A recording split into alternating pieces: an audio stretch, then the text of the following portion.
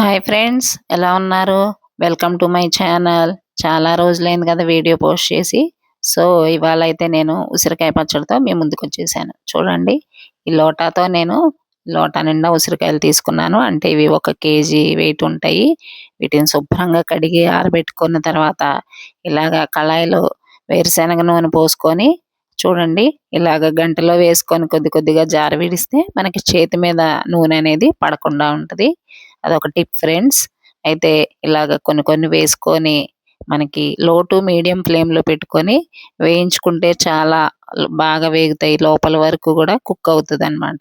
మనం హైలో పెట్టేసుకుంటే ఊరికే నల్లగా అయిపోతాయి. తర్వాత కాయ పైన కూడా ముడతలు ముడతలుగా వస్తే చూడడానికి కూడా అంత బావుండదు. అయితే మనకి ఉసిరి అనేది చాలా ఆరోగ్యానికి చాలా మంచిది కదా! ఇందులో సి విటమిన్ ఉంటది. అయితే హెయిర్‌కి కూడా చాలా మంచిది. ఉసిరిని మనం చాలా రకాలుగా బాడీలోకి తీసుకోవచ్చు. కొంతమంది మురబ్బాలాగా చేసుకుంటారు. కొంతమంది ముక్కలు డ్రై చేసుకొని వాటిని తింటూ ఉంటారు డైలీ. అలాగే ఆయిల్‌లో గూడా వాడుతుంటారు. హెయిర్‌కి పేస్ట్‌లాగా అప్లై చేసుకుంటారు. చూడండి ఇలా దోరగా వేగిన తర్వాత మనం అన్నీ తీసేసుకొని, చూడండి బాగున్నాయి కదా! అయితే వీటిల్లోకి ఇప్పుడు మనం ఉప్పు, కారం అవి యాడ్ చేసుకుందాం. చూడండి ఏమేమి యాడ్ చేస్తున్నానో.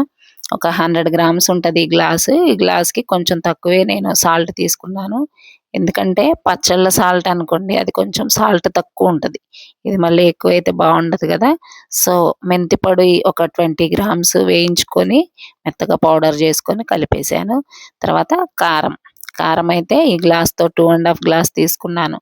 ఎందుకంటే మరీ కాయలు కాయలుగా ఉంటే తినడానికి అన్నంలో కలుపుకోవడానికి అంత బావుండదు కదా!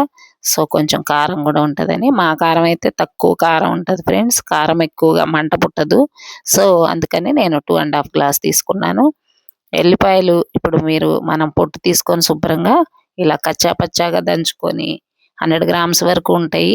మన టేస్ట్‌ని బట్టి కొంతమంది ఎక్కువ తింటారు గదా! ఇంకా ఎక్కువ గూడా యాడ్ చేసుకోవచ్చు.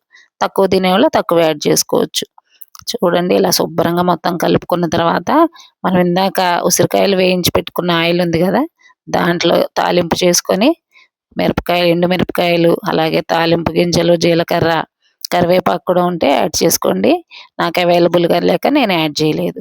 తర్వాత ఒక 6 మీడియం సైజ్ నిమ్మకాయలు ఇలా రసం తీసుకొని యాడ్ చేస్తున్నాను. కొంతమంది చింతపండు పేస్ట్ కూడా కలుపుతారు. అదైనా బావుంటది. నేనైతే ఎప్పుడు ఇలాగే కలుపుతాను. ఒకసారి ఇలా కూడా ట్రై చేసి చూడండి. చూడండి మొత్తం ఒకసారి కలిపేసుకున్న తర్వాత ఎంత బావుందో పచ్చడి, చూడ్డానికి తింటుంటేనే నోట్లో ఆహ్, మనకి చాలా బాగా అనిపిస్తది నోటికి కూడా. ఈ చలికాలం అనేది ఇంకా బావుంటది. చూడండి పచ్చడి కలుపుతుంటేనే మనకి మౌత్ వాటర్ వచ్చేస్తున్నాయి గదా! నాకైతే ఎప్పుడెప్పుడు తినాలా అని ఉంది. ఒకసారి చూడండి ఎంత బావుందో. Thanks for watching. వీడియో నచ్చితే లైక్, షేర్, సబ్స్క్రైబ్.